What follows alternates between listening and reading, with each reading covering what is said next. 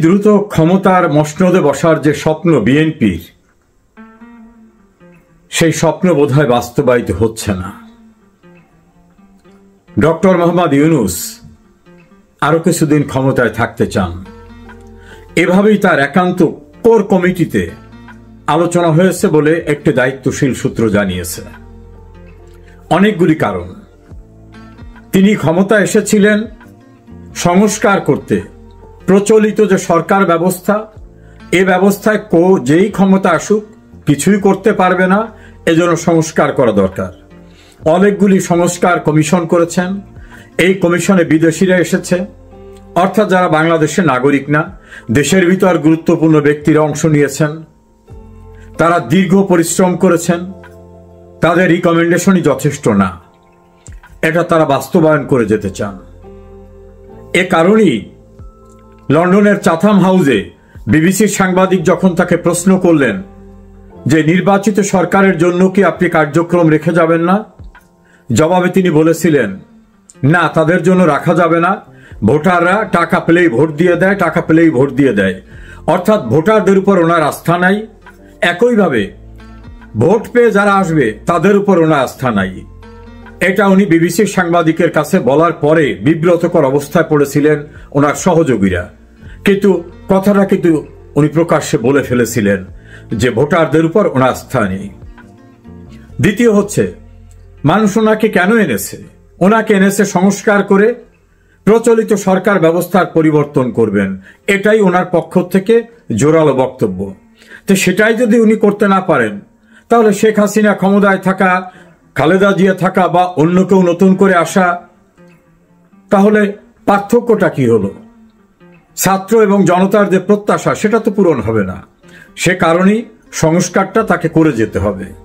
আর সংস্কার করতে গেলে তাকে সময় দিতে হবে। হঠাৎ করেই করা যায় না। প্রশাসনের সর্বত্র শেখ হাসিনা আমলের আমলারা, পুলিশ, আর্মি বিভিন্ন জায়গায়, ফলে সব কিছুকে ঢেলে সাজিয়ে তার নতুন করে কিছু করতে হবে। এই করার সঙ্গে আরো যুক্ত হয়ে আছে তিনি যাদের আশীর্বাদে বিস্তৃত করেছেন নিজের শাখা প্রশাখাকে, তাদেরও তো কিছু চাওয়া পাওয়া আছে। আমেরিকার বর্তমান সরকারি দলের সঙ্গে তার সম্পর্ক না থাকলেও সেখানে তার লবিস্ট রয়েছে। তাদের জন্য তিনি কি করতে পারলেন? কারণ আমেরিকার স্টেট ডিপার্টমেন্ট এখনো বাংলাদেশের ভয়ঙ্কর পরিস্থিতিকে সম্পূর্ণরূপে উপেক্ষা করে ইউনূস যাতে সুবিধা পায় সেরকম ভাবে রিপোর্ট দিচ্ছে। তাদের মানবাধিকার কমিশন জাতিসংঘের, সেটাও তাদের নিয়ন্ত্রণে।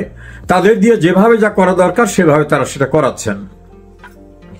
তাদের ব্যাপারটা ফয়সালা না করে উনি কিভাবে প্রস্থান করবেন, সেগুলো তো এখন ফয়সালা হয় নাই। দেশের ভিতর একটা বেজ, সেন্ট মার্টিন, পোর্ট, এগুলো তো এখনো ফয়সালা হয়নি।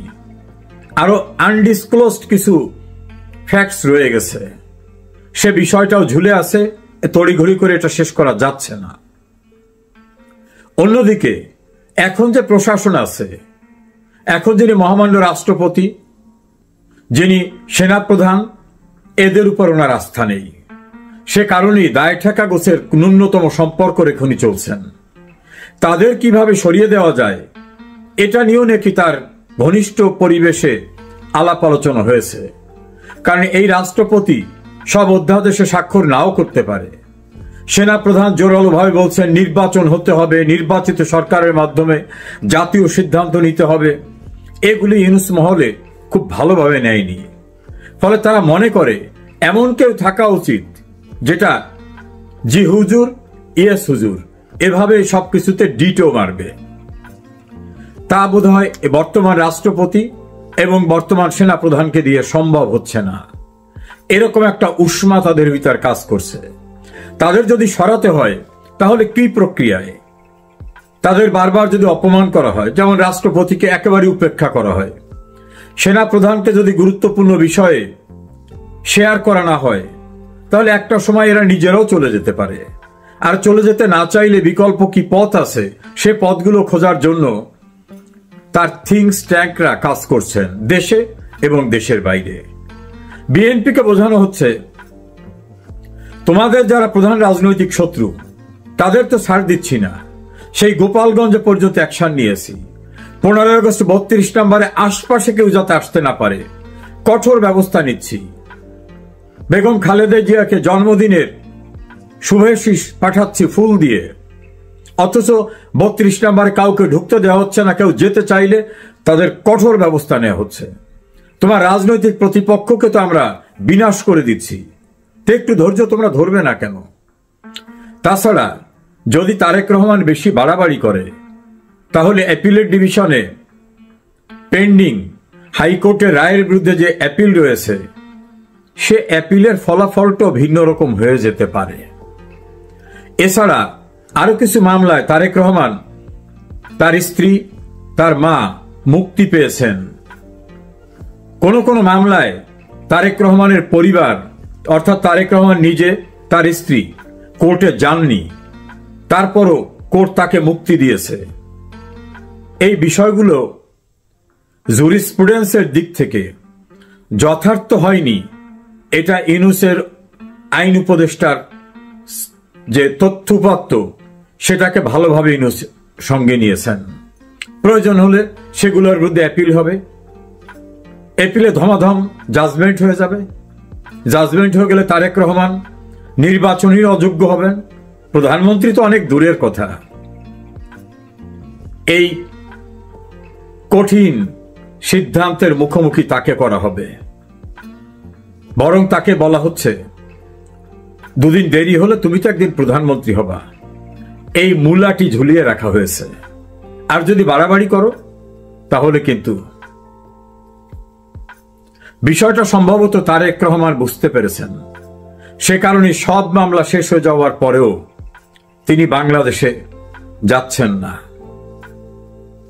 তিনি হয়তো এরকম একটা আশঙ্কাই আছেন।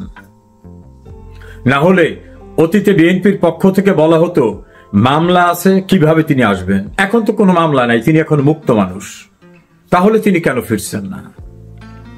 সম্ভবত এই আতঙ্ক তাকে তাড়া করে ফিরছে, এবং এই আতঙ্কের পিছনে যুক্তিগ্রাহ্য বিষয়ও রয়েছে। তারেক রহমানকে পরামর্শ দেওয়ার, আইনি বিষয় সম্পর্কে ওয়াকিবহাল করার কিছু লোক তো, দক্ষ লোকও তো তার সঙ্গে রয়েছে।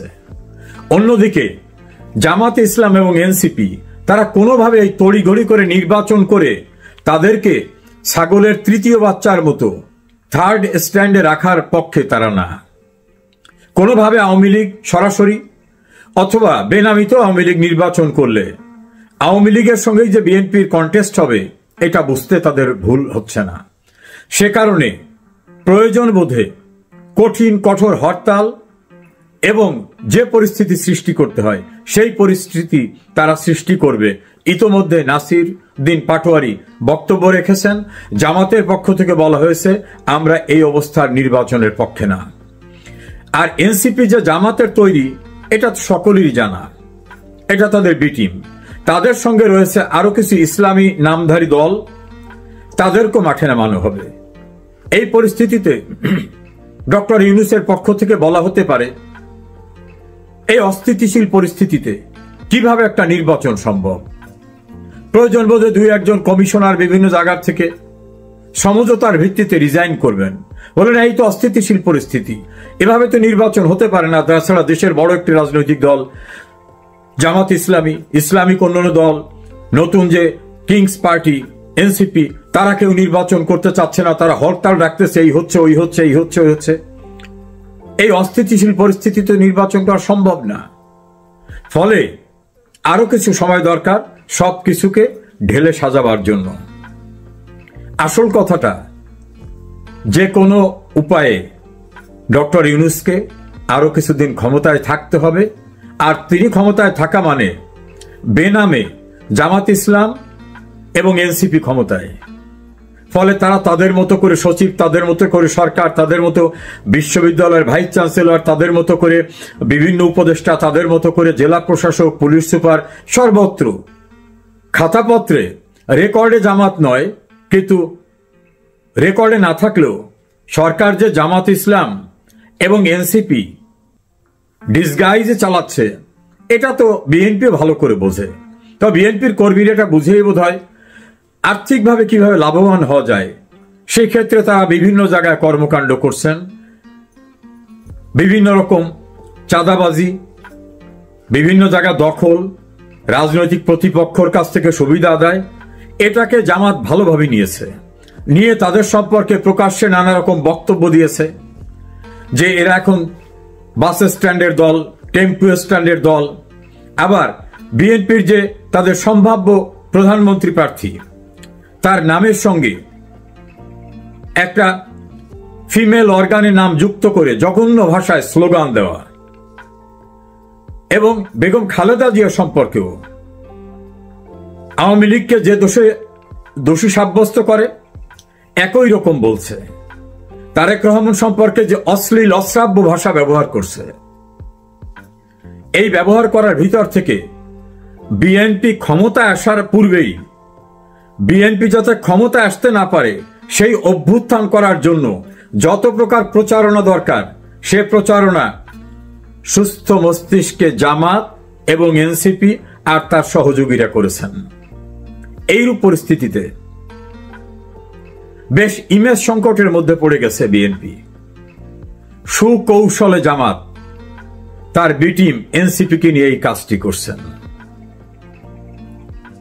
বিএনপি ডক্টর ইউনূসের ঝুলিয়ে রাখা মূলা এর দ্বারা পরিতুষ্ট হচ্ছেন কিনা, না হলে পরিণতি কি হবে, সেটাই এখন দেখার বিষয়।